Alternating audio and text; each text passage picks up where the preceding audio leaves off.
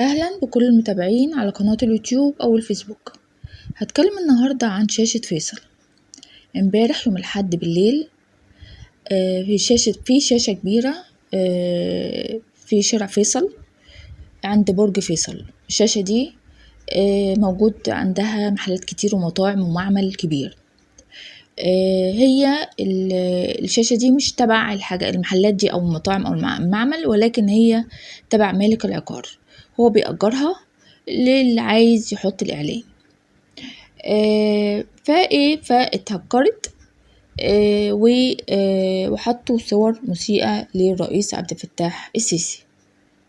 طبعا الإخوان طبلوا طبعا في الموضوع، فرحوا في الموضوع ده علشان طبعا ثورة الكرامة اللي باظت ومحدش نزل فيها، اللي هو يوم 12/7. هما كانوا بيشدوا في شعرهم قنوات الإخوان كلها انه محدش نزل. طبعا فرحانين طبعا بالحركة العبيطة اللي حصلت دي، انهم هكروا شاشة فيصل وحطوا الصور المسيئة للرئيس على اساس يعني الناس هتبقى هتنزل بالصور دي. طبعا الناس ما نزلتش، ده بالعكس اتصلوا بالداخلية طبعا بسرعة جدا علشان الصور دي. وفعلا جم وشافوا الشاشة وقفلوها. طبعا بقى في اشاعات كتيرة بقى حصلت ان الداخلية جت وقفلت الشارع وقبضوا على ناس كتيرة في الشارع وطفوا النور، الكهرباء مقطوعة، الشارع كله. ده طبعا ما حصلش، ده هم فصلوا الشاشة بس ما قبضوش الشارع كله. يعني مش معقول ان هم يقبضوا على ناس كتير كده بالمنظر ده، لا بالعكس.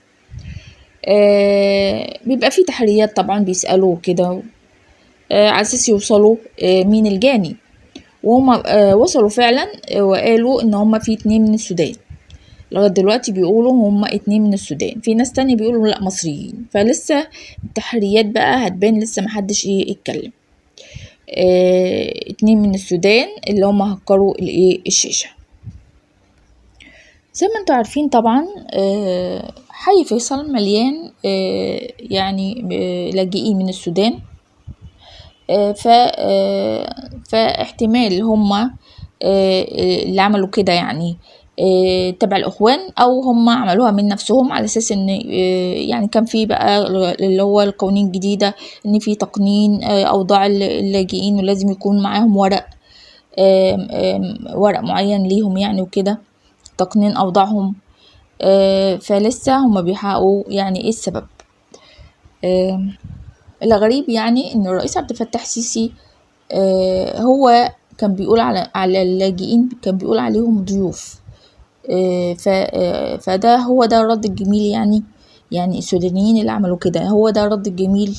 يعني بدل ما يشكروا الرئيس ان هو وافق انه احنا ناخد عدد كبير بالمنظر ده من اللاجئين، لا بالعكس، دول بصوا شوفوا رد الجميل بيعملوا ايه، بيسوقوا من صورة الرئيس بالمنظر ده طبعا لازم يتحاسبوا دول، ولازم يترحلوا.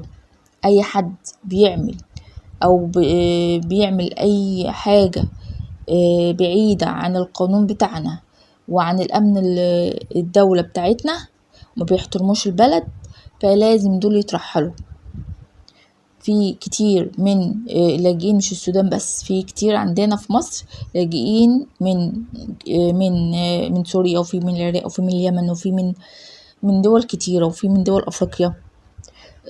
فده لازم يقنن أوضاعهم عشان هم عبء علينا. وياريت ما فيش كمان رد جميل، بالعكس.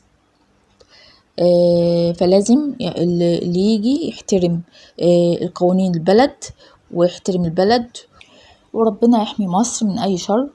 وفي آخر الفيديو ما تنسوش اشتراك في القناة ولايك وشير وتفعيل الجرس. وياريت تتفرجوا على الفيديوهات القديمة وتستنوني في فيديوهات جديدة.